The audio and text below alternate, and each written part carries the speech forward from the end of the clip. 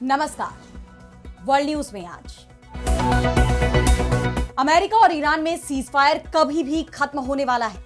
अमेरिकी राष्ट्रपति Donald Trump ने ईरान को जो समय सीमा दी थी वो बीत चुकी है, जिसके बाद मिडिल ईस्ट में तनाव अचानक बढ़ गया है। ट्रंप ने एक बार फिर ईरान पर हमले के संकेत दिए हैं।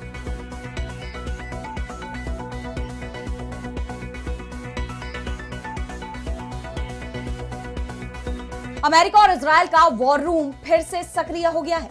यूएस सेंट्रल कमांड यानी सेंटकॉम ने ट्रंप को ईरान के खिलाफ निर्णायक कार्रवाई पर विस्तार से ब्रीफिंग दी। यूएई, कतर में अमेरिकी हथियार तेजी से पहुंचाए जा रहे हैं, जिसके बाद कहा यह जा रहा है कि बहुत जल्द ईरान से जंग शुरू हो सकती है।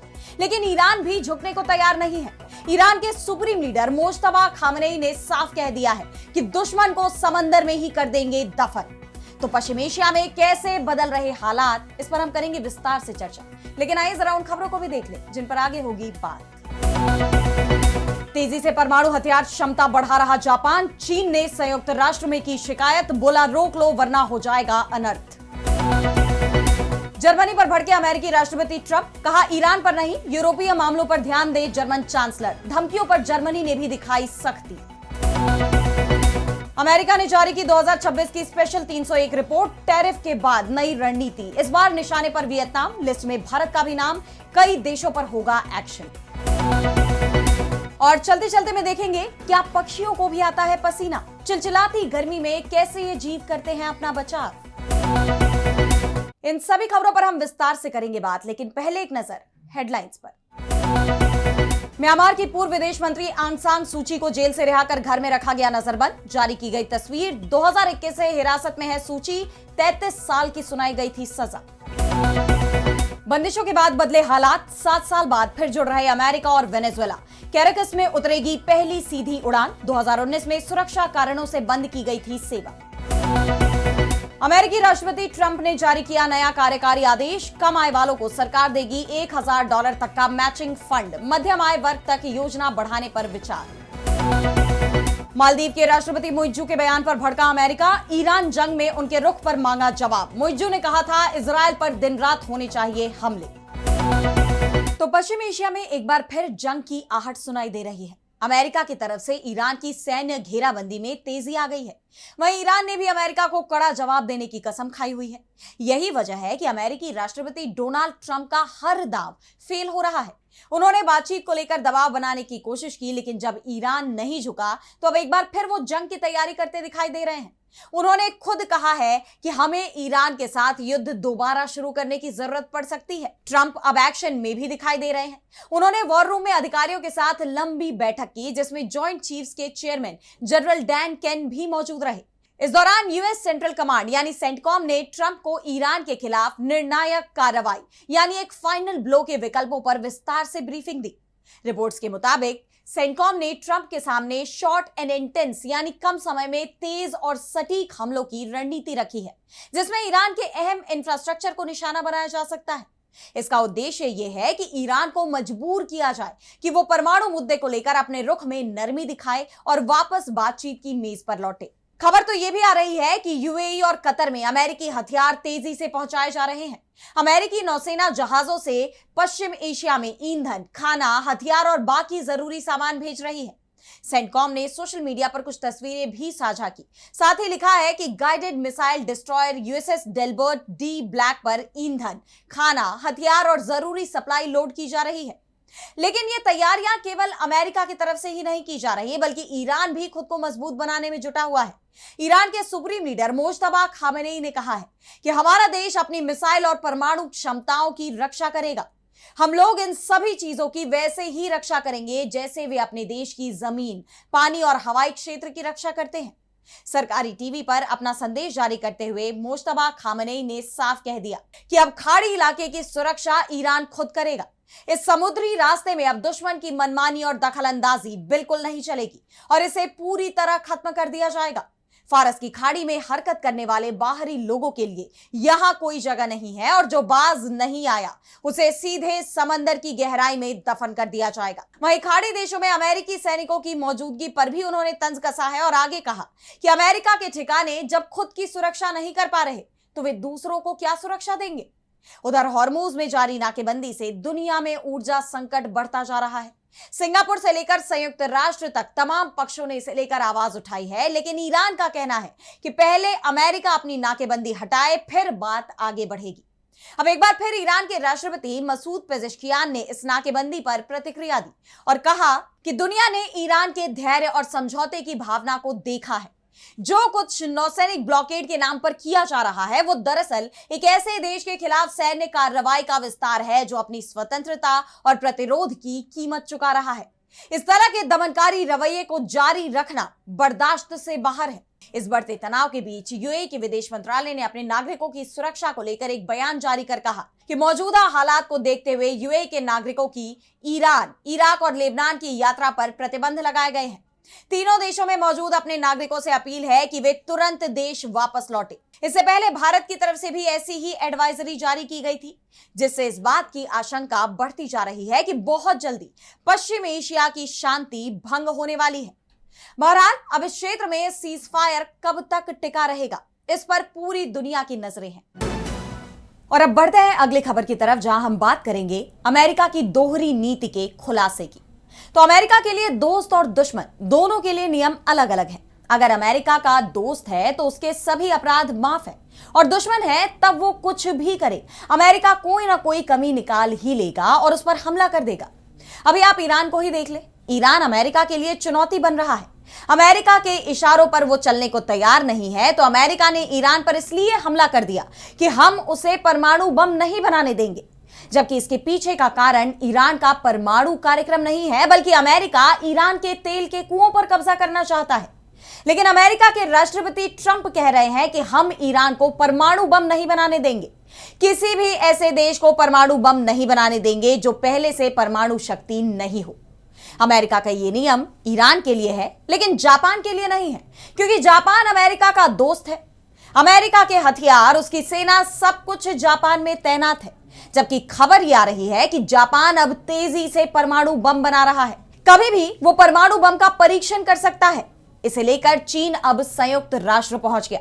चीन की तरफ से की गई शिकायत में कहा गया है कि जापान को परमाणु बम बनाने से रोका जाए, नहीं तो अनर्थ हो जाएगा। जापान को अगर अभी नहीं रोका गया तो वो कभी भी परमाणु बम का परीक्षण कर लेगा। चीनी विदेश मंत्रालय की तरफ से कहा गया कि जापान ने हथियारों के ग्रेड वाले प्लूटोनियम को निकालने की क्षमता हासिल कर ली है। जापान के पास जरूरी रीप्रोसेसिंग तकनीक और सुविधाएं मौजूद हैं। उसके पास सिविल न्यूक्लियर प्रोग्राम की जरूरतों के लिए जरूरत से कहीं ज्यादा प्लूटोनियम का स्टॉक है। उसके पास 2024 के अंत तक 44.4 टन अलग किया गया प्लूटोनियम था। प्लूटोनियम की यह मात्रा लगभग 5500 परमाणु हथियार बनाने के लिए पर्याप्त है। चीन की सरकारी न्यूज एजेंसी शिन्हुआ की रिपोर्ट में कहा गया कि बीजिंग की तरफ से संयुक्त राष्ट्र को जो सबूत दिए गए हैं उसमें कहा गया है कि जापान कम समय में न्यूक्लियर ब्रेकआउट हासिल करने की क्षमता रखता है। अगर जापान में दक्षिणपंथी ताकतों को परमाणु हथियार रखने की इजाजत दी गई तो यह अंतरराष्ट्रीय शांति और सुरक्षा के लिए अनर्थकारी होगा। चीन की तरफ से जो आरोप लगाए गए हैं उसके बाद सवाल यह किया जा रहा है कि क्या जापान परमाणु हथियारों को लेकर अपनी नीति को बदल रहा है, क्योंकि जापान के संविधान में लिखा गया है कि उनका देश परमाणु हथियार नहीं रखेगा, ना वो परमाणु हथियार बनाएगा और ना ही किसी देश से लेकर आएगा। लेकिन अब चीन के आरोपों के बाद सवाल उठ रहे हैं कि क्या जापान अपनी नीति बदलने वाला है। दरअसल हाल ही में जापान ने अपनी सुरक्षा नीति में एक बड़ा बदलाव किया है। महाविनाश के हथियारों को बेचने पर लगा प्रतिबंध उसने हटा दिया है। ऑस्ट्रेलिया को हथियार बेचने की डील को मंजूरी दी है।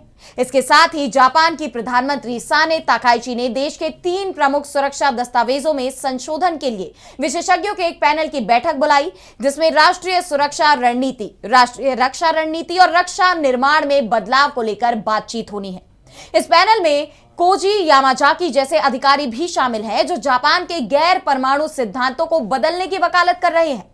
ऐसे में अब चीन को यह डर लग रहा है कि जापान जल्दी ही परमाणु बम बना सकता है, या फिर अमेरिका को जापान में परमाणु बम की तैनाती करने की छूट भी दी जा सकती है।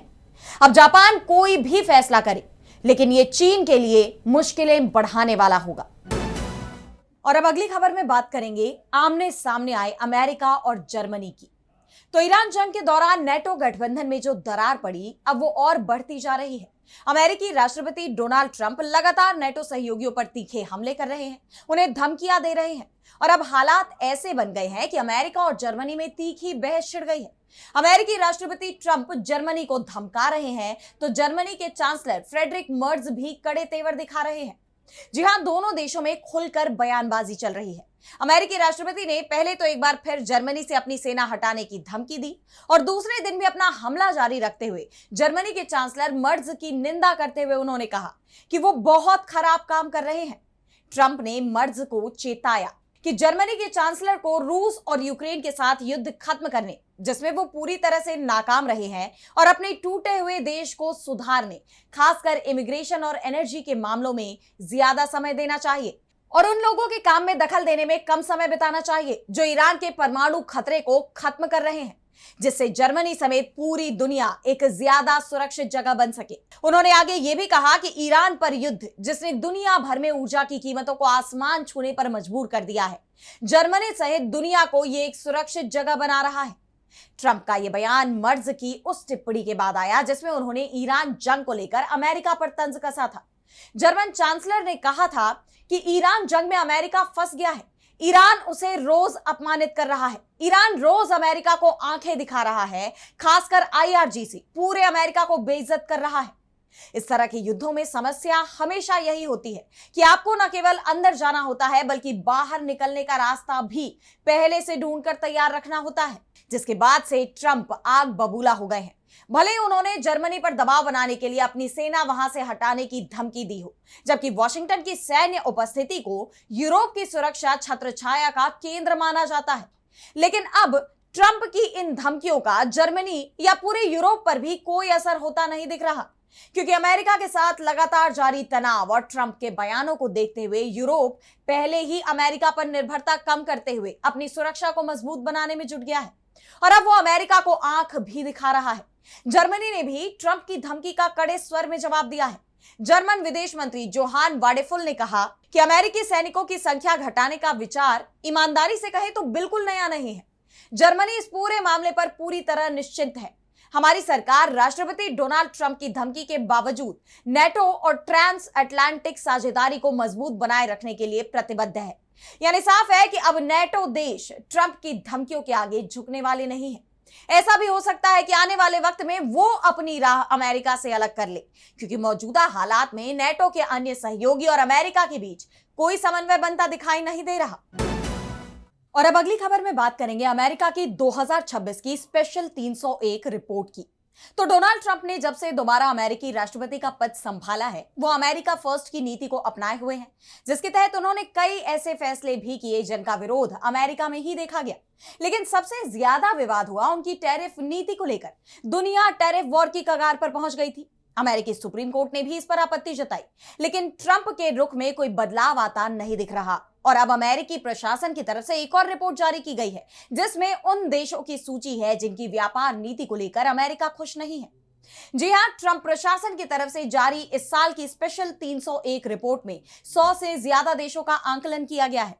अमेरिका का ट्रेड रिप्रेजेंटेटिव ऑफिस यानी यूएसटीआर हर साल इस रिपोर्ट के जरिए अपने ट्रेड पार्टनर देशों की समीक्षा करता है, जिसके तहत इस बार भी ट्रंप प्रशासन ने अलग अलग देशों की इंटेलेक्चुअल प्रॉपर्टी राइट्स जैसे पेटेंट, कॉपीराइट और ट्रेडमार्क की सुरक्षा और उसके पालन की स्थिति की जांच कर उनकी सूची जारी की है और साथ ही कमजोर व्यवस्था वाले देशों पर आगे कार्रवाई के संकेत भी दिए हैं। इस बार की रिपोर्ट में वियतनाम को सबसे सख्त श्रेणी में रखा गया है, जबकि भारत का नाम भी अहम सूची में शामिल है। 2026 की स्पेशल 301 रिपोर्ट में वियतनाम को प्रायोरिटी फॉरेन कंट्री यानी पीएफसी घोषित किया गया है, जो सबसे गंभीर श्रेणी होती है। इसका मतलब है कि अमेरिका को वियतनाम की आईपी पॉलिसी से बड़ी समस्या है। अब यूएसटीआर अगले 30 दिनों में यह तय करेगा कि वियतनाम के खिलाफ ट्रेड एक्ट 1974 के सेक्शन 301 के तहत जांच शुरू की जाए या नहीं। भारत को भी इस बार प्रायोरिटी वॉच लिस्ट में रखा गया है। इस लिस्ट में कुल 6 देश हैं, जिनमें चिली, चीन, भारत, इंडोनेशिया, रूस और वेनेजुएला शामिल है। इसका मतलब है कि आने वाले समय में इन देशों के साथ आईपी अधिकारों की सुरक्षा को लेकर गहन बातचीत की जाएगी। इसके अलावा 19 देशों को वॉच लिस्ट में रखा गया है। इनमें अल्जीरिया, अर्जेंटीना, ब्राजील, कनाडा, मिस्र, पाकिस्तान, मेक्सिको, यूरोपीय संघ, थाईलैंड और तुर्की जैसे देश शामिल हैं। इन देशों में भी आईपी से जुड़ी समस्याएं हैं, लेकिन इन्हें प्रायोरिटी वॉच लिस्ट से कम गंभीर माना गया है। वैसे इस साल की रिपोर्ट में कुछ बदलाव भी किए गए हैं। अर्जेंटीना और मेक्सिको को सुधार के कारण प्रायोरिटी वॉच लिस्ट से हटाकर वॉच लिस्ट में डाल दिया गया है। वहीं यूरोपीय संघ को पहली बार वॉच लिस्ट में शामिल किया गया है, जबकि बुल्गारिया को इस सूची से बाहर कर दिया गया।